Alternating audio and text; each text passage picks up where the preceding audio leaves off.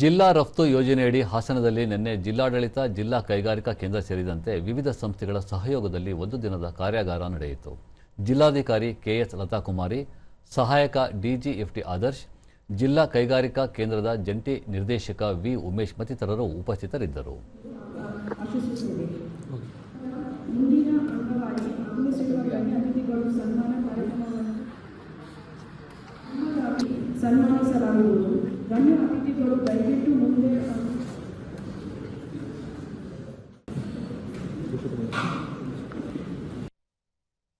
ಬಳಿಕ ಕೆಎಸ್ ಲತಾಕುಮಾರಿ, ರಫ್ತು ಯೋಜನೆಯಡಿ ಜಿಲ್ಲೆಯ ರೈತರು ಹಾಗೂ ರೈತ ಮಹಿಳೆಯರು ತೆಂಗಿನ ನಾರಿನ ಉತ್ಪನ್ನಗಳನ್ನು ರಫ್ತು ಮಾಡುವ ಮೂಲಕ ಸ್ವಂತ ಉದ್ಯೋಗ ಸ್ಥಾಪಿಸಿ ಆರ್ಥಿಕ ಸಬಲೀಕರಣ ಸಾಧಿಸಬೇಕೆಂದು ಕರೆ ನೀಡಿದರು.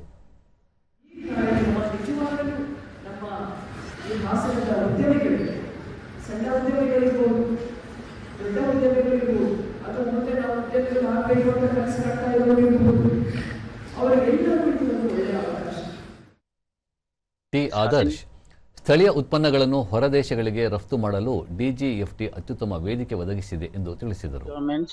To encourage MSMEs and new exporters to export from India.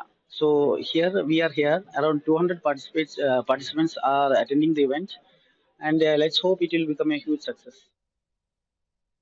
ದೂರದರ್ಶನದೊಂದಿಗೆ V Umesh, Hassan ಜಿಲ್ಲೆಯ ಉದ್ಯಮಿಗಳು ಕೃಷಿ ಉತ್ಪನ್ನಗಳಾದ ಕಾಫಿ, ಮೆಣಸು, ಸಾಂಬಾರು ಪದಾರ್ಥಗಳು ಹಾಗೂ ತೆಂಗಿನ ನಾರಿನ ಉತ್ಪನ್ನಗಳನ್ನು ಬೇರೆ ದೇಶಗಳಿಗೆ ರಫ್ತು ಮಾಡಲು ಇಂತಹ ಸಂಸ್ಥೆಗಳು ನೆರವಾಗುತ್ತವೆ ಎಂದರು. ಈ ತರ ಏನು ಕೋಕೋನಟ್ ಇರಬಹುದು ಅಥವಾ ತೆಂಗಿನ ಈ ತರ ಏನು ಪ್ರಾಡಕ್ಟ್ ಅರೇಕನಟ್ ಈ ತರ ಪ್ರಾಡಕ್ಟ್ ಗಳನ್ನ ನಮ್ಮ ಜಿಲ್ಲೆಯಲ್ಲಿ ಬೆಳೀತಕ್ಕಂತ ಏನು ಉತ್ಪನ್ನಗಳಿದೆ ಇವುಗಳನ್ನ ನಾವು ಬೇರೆ ಬೇರೆ ದೇಶಗಳಿಗೆ ಎಕ್ಸ್ಪೋರ್ಟ್ ಮಾಡ್ಲಿಕ್ಕೆ ಏನ್ ಬೇಕೋ ಆ ಒಂದು ಪ್ಲಾಟ್ಫಾರ್ಮ್ ಕ್ರಿಯೇಟ್ ಮಾಡಿಕೊಡ್ಲಿಕ್ಕೆ ಪಿಒ ಮತ್ತು ಡಿಜಿಎಫ್ಟಿ ಅವರು ಸಹಯೋಗದೊಂದಿಗೆ ಇದನ್ನ ಒಂದು ಕಾರ್ಯಾಗಾರವನ್ನು ಮಾಡಿದ್ವಿ.